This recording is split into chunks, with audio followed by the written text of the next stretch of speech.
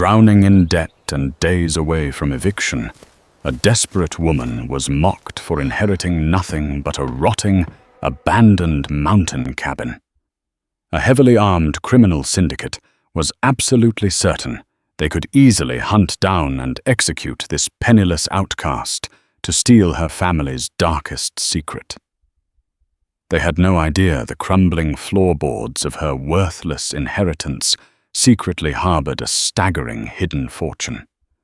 And they never suspected this discarded ruin concealed the exact weapon she needed to trigger a catastrophic trap, obliterate their shadow empire, and bury them alive with the very treasure they killed for.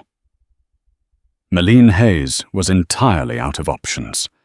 At 32, she was drowning in a sea of medical debt left behind by her late mother, facing eviction from her tiny Chicago apartment and surviving on cheap coffee and sheer panic.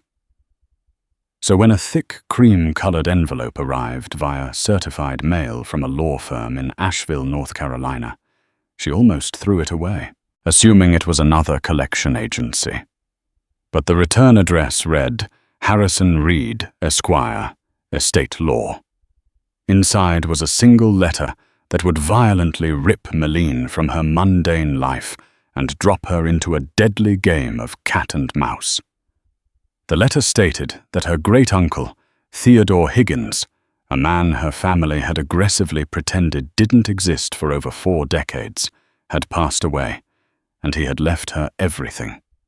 Everything turned out to be 40 acres of dense, unforgiving timberland on the sheer slopes of Craggy Pinnacle in the Blue Ridge Mountains, along with a structure described simply as a hunting cottage. Desperation makes people do crazy things. Mylene packed her life into the trunk of her beat-up Honda Civic and drove 14 hours straight to North Carolina, holding on to the faint hope that she could flip the property, sell the land to a developer, and finally breathe again. She met Harrison Reed in a dimly lit mahogany-paneled office in downtown Asheville. Reed was a gaunt man in his late 60s, with cold, evaluating eyes. He handed her an iron key that looked heavy enough to be a weapon. Your great-uncle was a deeply paranoid man. Ms. Hayes, Reed warned, his voice a dry rasp. He lived off the grid. No electricity, no running water. The locals thought he was a lunatic. I strongly advise you to let me handle the sale site unseen. People who go poking around Theodore's mountain tend to regret it. Mylene shook her head. I need to see it to know what it's worth. Reed's jaw tightened. Don't say I didn't warn you. The drive up the mountain was terrifying. The paved road quickly gave way to a deeply rooted dirt path that hugged the edge of a lethal drop-off. By the time Mylene's tires finally crunched to a halt in an overgrown clearing, the sun was sinking behind the Appalachian peaks, casting long, skeletal shadows through the pine trees. The cottage was a nightmare. It sagged under the weight of decades of neglect, its wooden siding grey and rotting, the windows thick with grime. The silence up there was absolute, heavy, and oppressive. Mylene unlocked the heavy oak door. The inside smelled of mildew, old wood smoke, and something sharp and metallic. She clicked on her heavy-duty flashlight, sweeping the beam across dust-sheet-ated furniture, a massive stone fireplace, and walls lined with empty, decaying bookshelves. The temperature plummeted as night fell. Shivering, Mylene decided to try and start a fire in the hearth, using some dry logs stacked nearby. She grabbed a heavy iron poker to clear the ash. As she dragged it across the stone hearth, the iron slipped, striking the wooden floorboards just off the edge of the stone. Thunk. It didn't sound solid. It sounded hollow. Meline frowned. She tapped the board again. Thunk. She tapped the board next to it. Thud.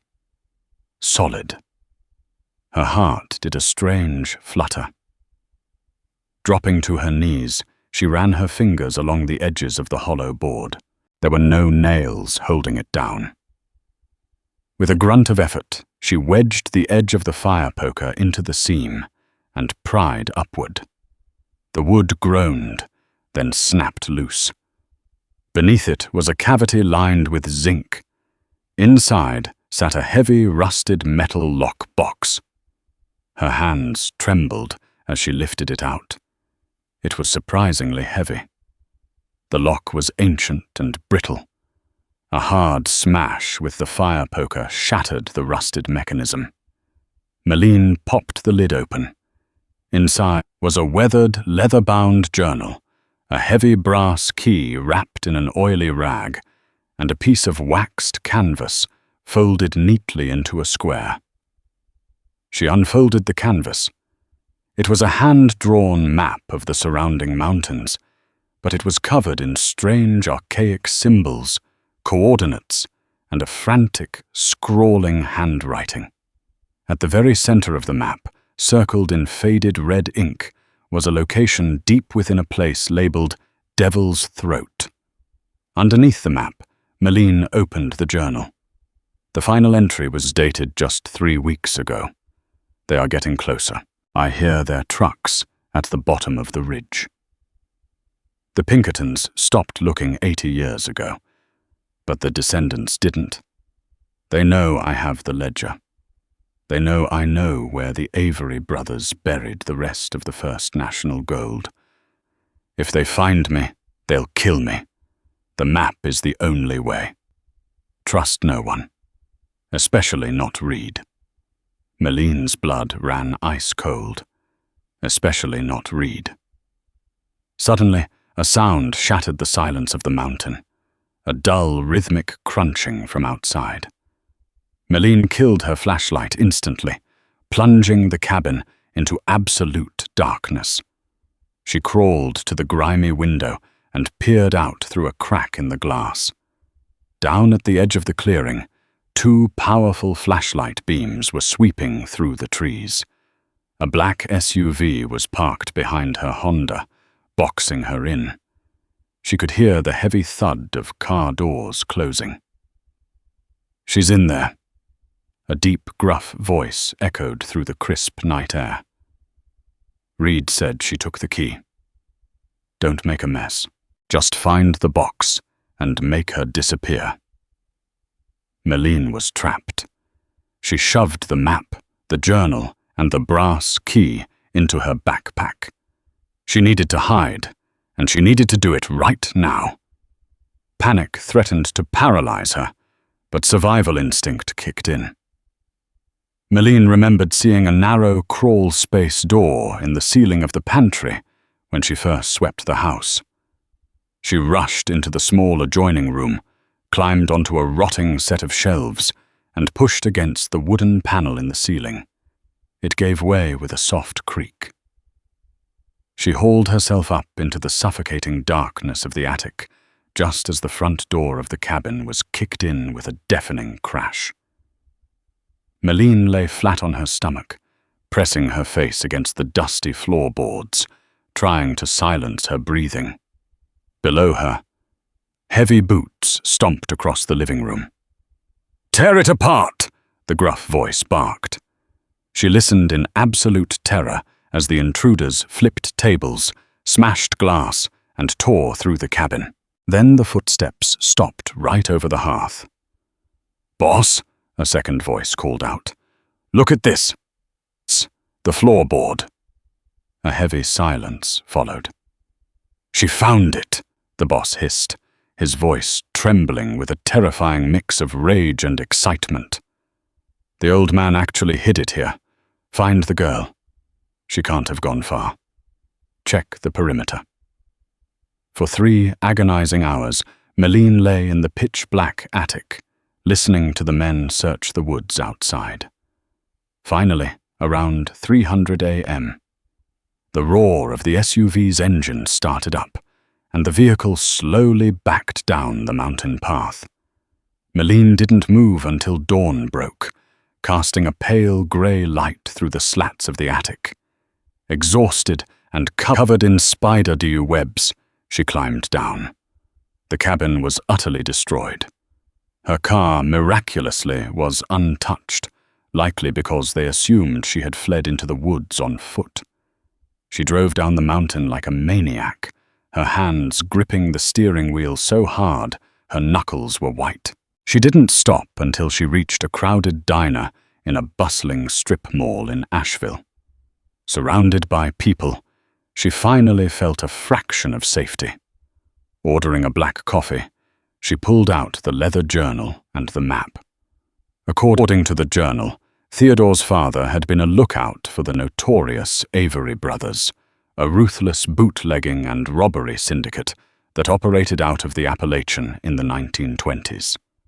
In 1928, the Averys pulled off the largest unsolved bank heist in North Carolina history, vanishing with over $2.4 million in gold, bullion, and bearer bonds. The law caught up with the brothers, gunning them down in a shootout, but the loot was never found. Theodore's father had passed the secret down to him, and now Theodore had passed it to Meline. But someone else knew. Harrison Reed, the estate lawyer, was clearly part of a modern-day syndicate, or perhaps the descendants of the original gang trying to reclaim the fortune. Meline realized she couldn't go to the police. If Reed had local connections, turning in the map might just paint a massive target on her back. She needed to figure out what the map meant, find the gold, and use it to buy her life back. But the map was encrypted. The symbols didn't make sense, and the location, Devil's Throat, wasn't on any modern GPS. She needed a historian. Using her phone, she found the Asheville Historical Society. It was housed in a grand stone building downtown. Meline walked in and asked the front desk for an expert in local Appalachian folklore and Prohibition-era history. She was directed to the basement archives, where she met Simon Caldwell, an eccentric, disheveled man in his 50s, surrounded by towers of dusty microfiche boxes. Meline didn't show him the map. Instead, she had sketched out 3 of the archaic symbols on a napkin, along with the phrase, Devil's Throat. When Simon looked at the napkin, all the color drained from his face. "Where did you get this?" he whispered, glancing nervously toward the basement door. "I found it in some of my grandfather's old war letters." Meline lied smoothly, just curious about the history. Simon pushed his glasses up his nose, his hands shaking slightly. "These aren't military symbols, Ms. Hayes. These are hobo codes, heavily modified. They were used by bootleggers to mark stash houses and avoid law enforcement. And this specific symbol," he pointed to a circle with a jagged line cutting through it. "That's the Avery mark.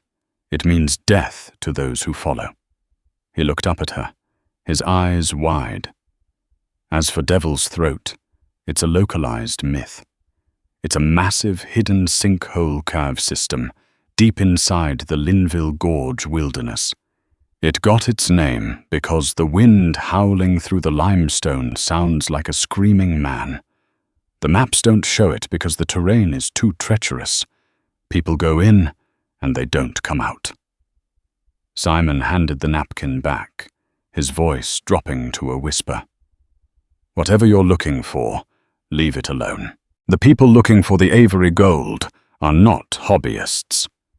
They are a deeply entrenched criminal network. If they think you have a lead, they will skin you alive." Meline thanked him and quickly left the building. But as she walked back to her car, she glanced over her shoulder. Simon was standing in the window of the library, holding a cell phone to his ear, staring directly at her. Trust no one. Panic flared in her chest. She sprinted to her Honda, locked the doors, and sped off. She had to move fast. If Simon was tipping off Reed's men, she only had a head start of a few hours. She hit a local outfitter store, maxing out her last credit card on heavy-duty hiking boots, a high lumen headlamp, climbing rope, and a hunting knife. If the gold was in Linville Gorge, she was going in tonight. Linville Gorge is known as the Grand Canyon of the East. It is a brutal, jagged scar in the earth, filled with dense canopy, sheer cliff faces, and treacherous terrain.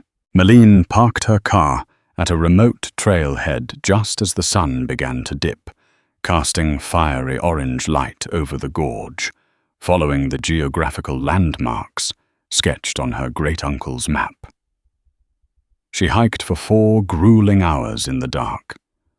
The silence of the gorge was deafening, broken only by the snapping of twigs under her boots and the distant rushing roar of the Linville River. Finally, she reached a towering sheer rock wall deep in the basin. The wind whipped around the stone, creating a horrific, low-pitched howling sound, the devil's throat. She switched on her headlamp. At the base of the rock wall, obscured by decades of overgrown rhododendron, was a massive fissure in the earth, descending into absolute blackness. Malene took a deep breath, gripped her flashlight tight, and stepped into the cavern. The air instantly dropped 20 degrees. Water dripped from the ceiling, echoing loudly in the vast underground space. She walked for about 50 yards, the map guiding her left at a fork, then right down a steep, slippery incline. Her beam of light cut through the dark, finally landing on something man-made. It was a decaying wooden support beam, holding up a section of the tunnel roof, and carved directly into the wood was the Avery mark, the circle with the jagged line. She had found it. Malene rushed forward, her heart hammering against her ribs. But as she rounded the next bend in the cave, she froze. Standing in the center of the cavern, illuminated by the beam of her own headlamp, was a man. I was leaning casually against a rusted iron vault door built directly into the cave wall. He was smoking a cigarette, the ember glowing bright red in the dark. "You always were too smart for your own good, Maddie," the man said. Malene's breath caught in her throat. The flashlight trembled in her hand, illuminating the man's face. It wasn't Harrison Reed. It wasn't one of the thugs from the cabin. It was Preston, her older brother, the brother who had supposedly died in a boating accident off the coast of Florida 5 years ago. Preston dropped his cigarette and crushed it under his boot. He pulled a sleek black pistol from his jacket and pointed it directly at her chest. "Hand over the brass key, Maddie, and maybe, just maybe, I'll let you walk out of this cave alive." Malene's mind short-circuited. She stared at the man in the beam of her headlamp, her brain struggling to reconcile reality with the memory of a closed casket funeral 5 years ago. Preston had been her protector, her confidant, the golden boy of the Hayes family. Now he stood before her in a damp subterranean tomb, aiming a gun at her chest. "Preston," she choked out, her voice echoing off the wet limestone walls. "You're dead," the Coast Guard said. The Coast Guard found a boat washed up on the Florida Keys, covered in someone else's blood. Preston interrupted, his voice devoid of any warmth. "It was expensive, but buying a corpse and paying off a forensic examiner is easier than you'd think when you're desperate, Maddie." Malene took a step back, her hiking boots slipping slightly on the slick rock. Why? Mum cried herself to sleep every night for 3 years. She died thinking she lost her only son. For a fraction of a second, something like guilt flashed across Preston's eyes, but it was quickly replaced by a cold, hardened resolve. "I didn't have the choice," he snapped. "I got involved with a private equity group in Miami. Turned out they were a front for a cartel. I lost $4 million of their money in a bad offshore investment. They were going to skin me alive. But then I remembered the stories Mum used to whisper about Uncle Theodore and the Avery brothers.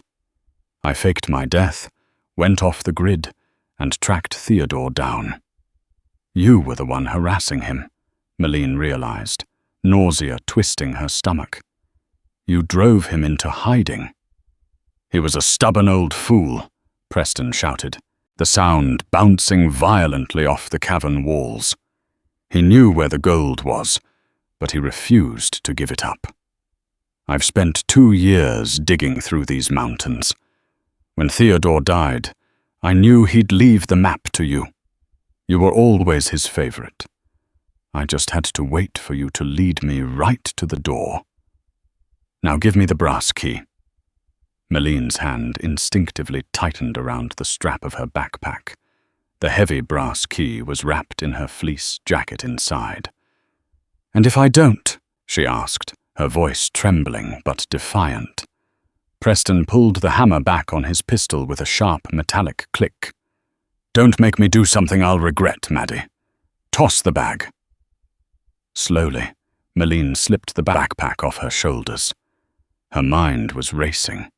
If she gave him the key, she was completely expendable. She needed a distraction. As she swung the bag forward, pretending to toss it to his feet, she intentionally aimed her high-lumen headlamp directly into his eyes and switched it to the strobe setting. A blinding, rapid-fire burst of white light flooded the cavern. Preston cried out, throwing an arm over his face and firing blindly. The gunshot was deafening in the enclosed space. A bullet ricocheted off the limestone just inches from Malene's head, showering her with rock dust. She didn't hesitate.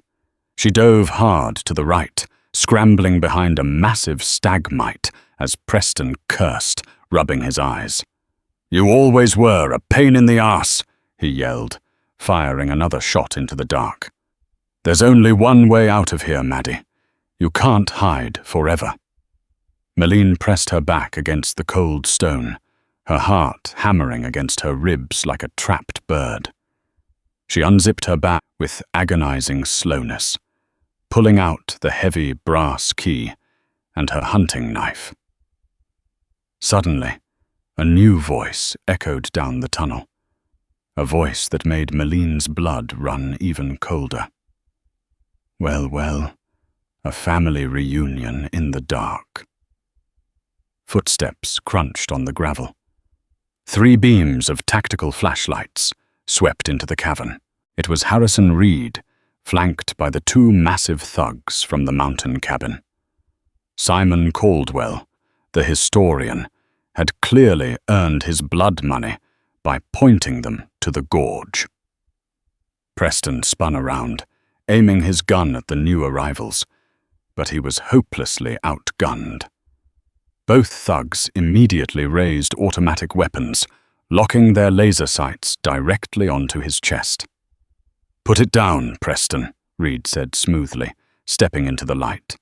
He looked entirely out of place in his tailored suit, but his eyes were completely dead. "You did excellent work leading us here, but I think your employment is officially terminated." Preston's face went pale. "Reed, we had a deal. I get the key from her. We split the vault.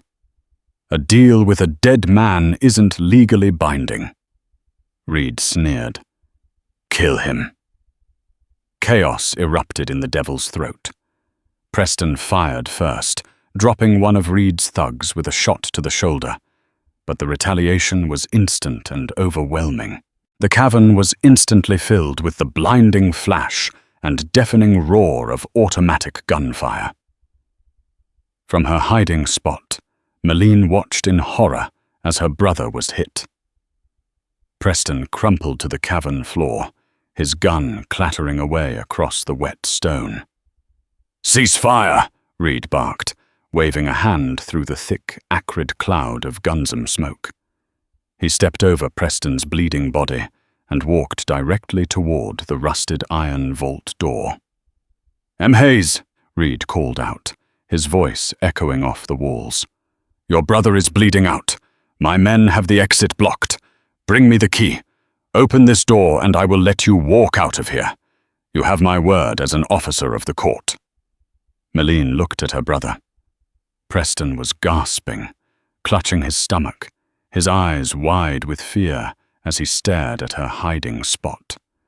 Despite everything, the betrayal, the fake death, the gun he had pointed at her, he was still her brother. But Malene wasn't stupid. Reed was never going to let her leave alive.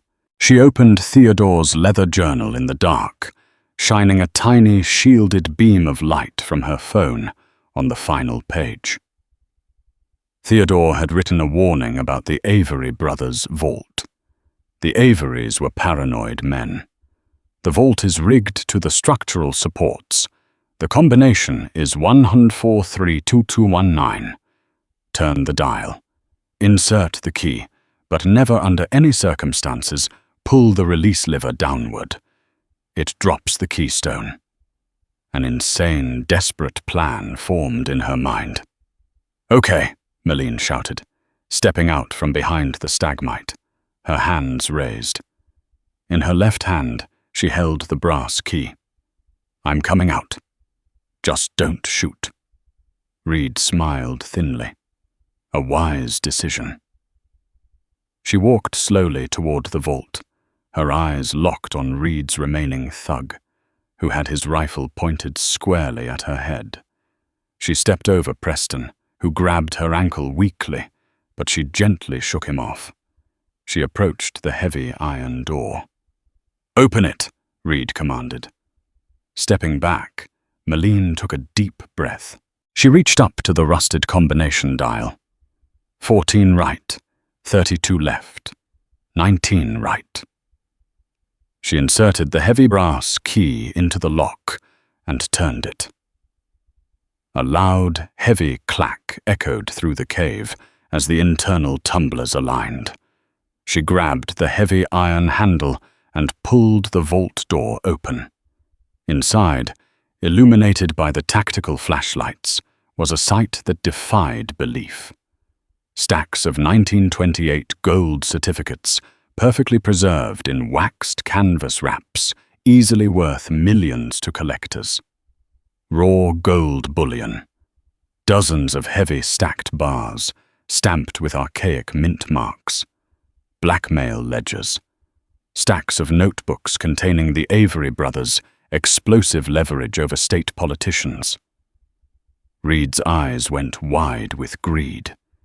He pushed past Malene, entirely captivated by the mountain of wealth. The thug lowered his rifle slightly, leaning in to get a better look. It was the only window Malene was going to get. Inside the doorframe of the vault was a heavy, rusted iron lever. Theodore had explicitly warned her about it. Malene lunged forward, grabbed the lever with both hands, and yanked it violently downward. A horrific, grinding noise shook the earth. It sounded like the mountain itself was groaning. "What did you do?" Reed screamed, spinning around. "Enjoy the gold, Reed," Malene said. Above them, the massive wooden support beam that bore the Avery mark snapped with a sound like a cannon shot. The ceiling of the cavern began to fracture. A massive slab of limestone the size of a car detached from the roof and plummeted downward, smashing directly onto the remaining thug and crushing him instantly. Dust and debris exploded into the air, blinding everyone. The ground violently shook as a chain reaction of collapses ripped through the devil's throat. Meline didn't look back. She grabbed a single waxed canvas bag from the nearest shelf of the vault. Heavy with gold certificates, shoved it into her backpack, and sprinted for the narrow secondary Fisher-Shore Theodore had marked on his map as an emergency escape route. Behind her, she heard Reed screaming for help, followed by the deafening roar of thousands of tons of rock collapsing into the main chamber, burying the vault, the gold, her treacherous brother, and Harrison Reed under an impenetrable tomb of mountain stone. Meline crawled on her hands and knees through the claustrophobic escape tunnel for what felt like hours. Her clothes were torn, her hands were bleeding, and her lungs burned with dust. Finally, she felt a cool, fresh breeze on her face. She pushed through a thick curtain of ivy and tumbled out onto a mossy ledge overlooking the Linville River. The sun was just beginning to rise, painting the sky in brilliant strokes of pink and gold. She lay on her back in the damp grass, clutching her backpack to her chest, laughing and sobbing all at once. She was alive. 1 year later, the Devil's Throat. Cave-in was officially ruled a natural geological event by the state of North Carolina. No bodies were ever recovered. The legend of the Avery brothers' gold remained just that, a legend. Thousands of miles away, in a sun-drenched villa on the Amalfi coast of Italy, a woman who looked remarkably like Meline clears throat. Hayes sipped an espresso on her terrace. Her medical debts were completely erased, handled through an anonymous offshore trust.